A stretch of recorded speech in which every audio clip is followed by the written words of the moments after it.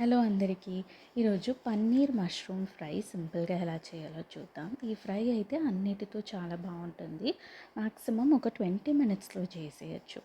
దీనికి ఒక ప్యాన్లో కొంచెం ఆయిల్ వేసుకొని సన్నగా చాప్ చేసుకున్న ఆనియన్స్, టొమాటో, కరివేపాకు, జింజర్ గార్లిక్ పేస్ట్ ఇవన్నీ వేసి ఒక 2 మినిట్స్ ఫ్రై చేయండి.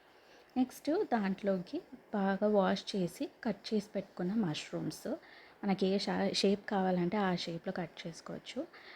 ఒక 2 మినిట్స్ ఫ్రై అయిన తర్వాత దాంట్లోకి కొంచెం పసుపు, కారం, ధనియా పౌడర్, సోంపు పౌడర్, పెప్పర్ కూడా కొంచెం యాడ్ చేసేసి ఒక లిడ్ పెట్టేసి క్లోజ్ చేసేయండి. అది ఒక 5 మినిట్స్ అలా కుక్ అవ్వనివ్వాలి. నెక్స్ట్ దాంట్లో కొంచెం వాటర్ యాడ్ చేసేసి మనం కట్ చేసి పెట్టుకున్న పన్నీర్ ఏదైతే ఉందో క్యూబ్స్, సో అవి యాడ్ చేసి దీన్ని కూడా ఒక 3 to 5 మినిట్స్ కుక్ అవ్వనివ్వాలి. దాంతోపాటు సాల్ట్ అండ్ కొత్తిమీర.